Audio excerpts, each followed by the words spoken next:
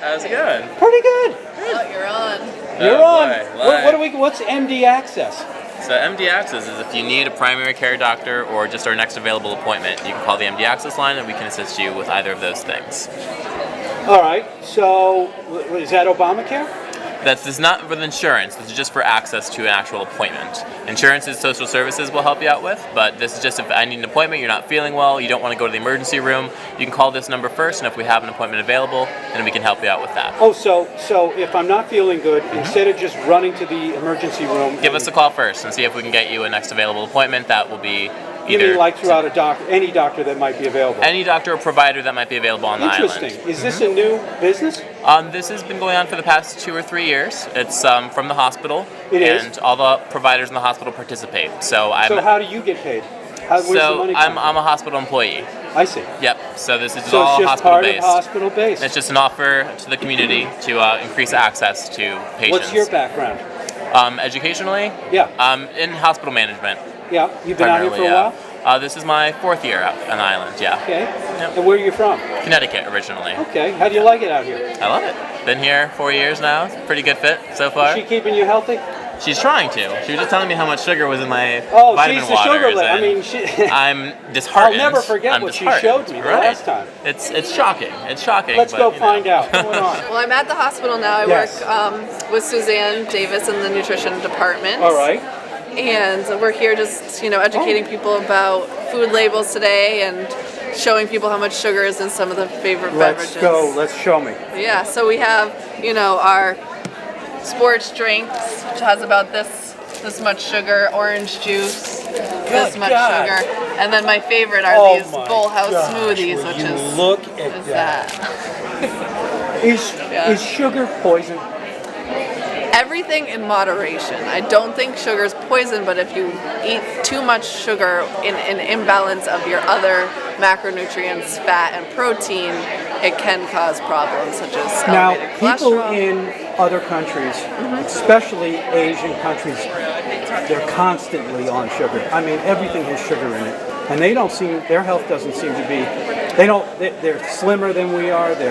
I think that they're trying to catch up with the U.S.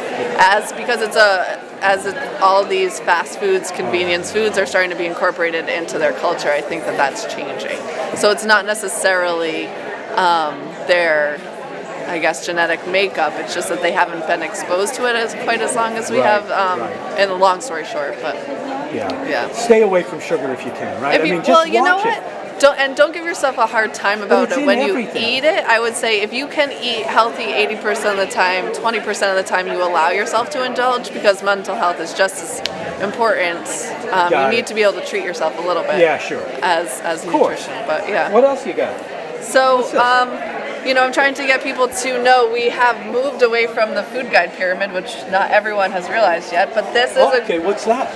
What do you mean food guide? the food pyramid. Remember that we were taught, grains on, I forget how it went, but I think fruits on, vegetables on the bottom or something like that. Oh, I got it.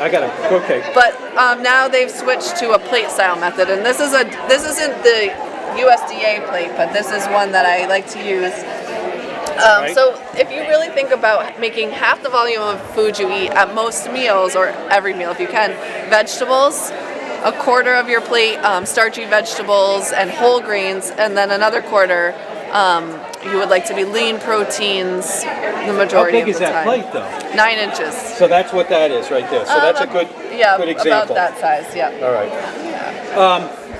Is it true that breakfast is not as important as they used to tell us? I would disagree.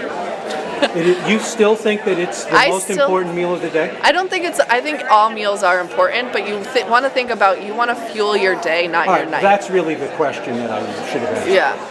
I heard it's not the most, it doesn't matter as it used to. Everyone is different, and you really need to listen to what your body's telling you, but I do think that, in this culture where we're really promoting restricting calories, people tend to hold back in the morning, hold back in the afternoon, and then by the evening you're tired and you're hungry, so then you overindulge. And so really by providing yourself with a balanced, healthy breakfast, it can prevent that overindulgence. But I don't eat breakfast.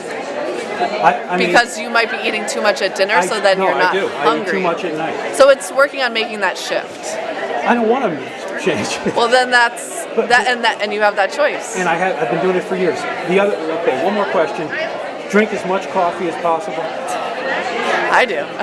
See? Huh? You know, everything in moderation. You know, But don't worry about having that. If you're extra cup having- if it's not bothering you.